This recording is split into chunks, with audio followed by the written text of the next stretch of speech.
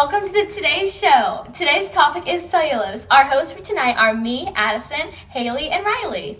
Tonight we will be talking about the structure of cellulose, the background, and how cotton relates to cellulose in a big way. Cotton is a big part of cellulose. Nearly 90% of the cotton fibers are cellulose. Cellulose also provides a means of support for organisms. Cellulose is also polymer glucose and a component of the plant cell. Welcome to the lab today. Today we're explaining the structure of cellulose.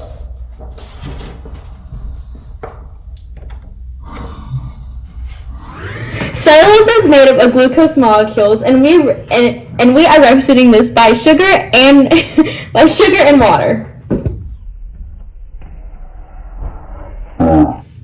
Addie is pouring the sugar into the water to show how they combine, which is a sugar molecule that she is making.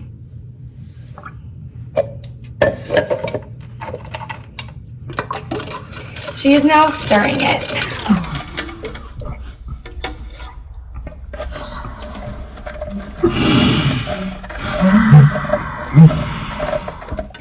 Joining occurs by removal of the molecule of water formed from the H of one of the glucose molecules and the OH from the other molecule, which is known as condensation polymers.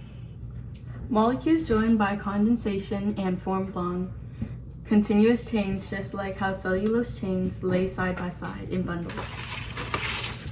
These represent the cellulose chains. Here are some examples of where you can find some cellulose. Example is fruit, aka strawberries. Vegetables, aka peas. And leaves, and the cell wall of a plant.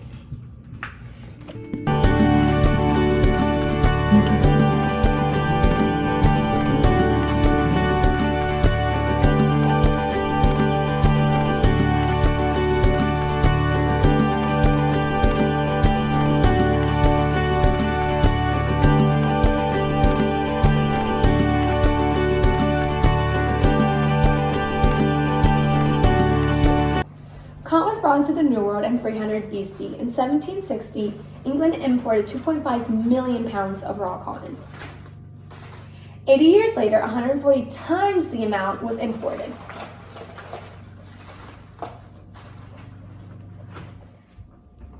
This had an enormous effect on the industrialization. Nearly 90% of the cotton fibers are cellulose. The first station represented the 2.5 millions of pounds of cotton that was first brought. The second station represents the 140 times the amount of raw cotton brought in. The third station represents the amount of workers the cotton factories needed and how miserable the people were.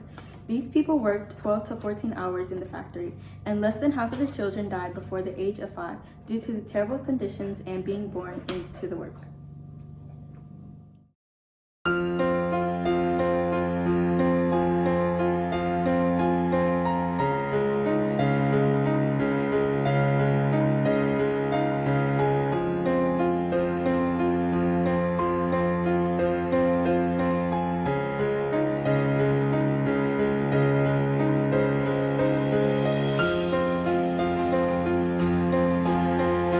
Canals were one of the ways to transport raw materials to factories.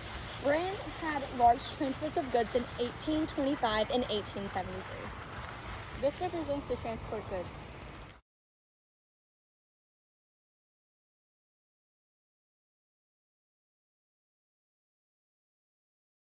The goods have been transported to the other side.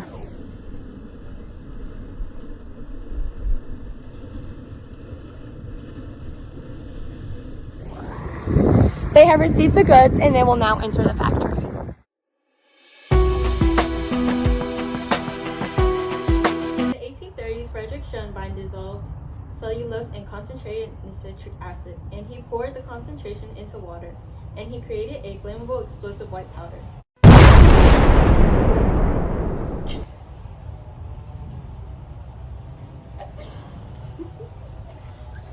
Frederick experimented with this a lot, and he thought the solution could be a cheaper alternative to gunpowder. This solution turned out to be a substitute of derivative of cellulose. Cellulose has derivatives like celluloid and cellulose acetate.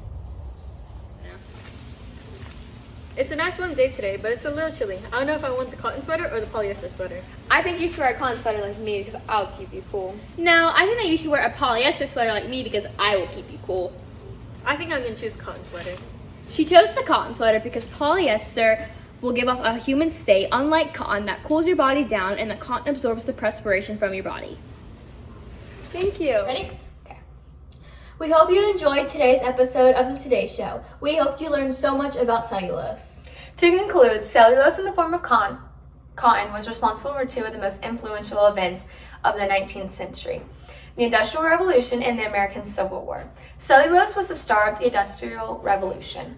Cotton evoked one of the greatest crises in the history of the United States, which was slavery. So, nitrocellulose or gun cotton was one of the very first explosive organic molecules made by man. Without these applications of these cellulose molecules, our world would be very different than it is from today.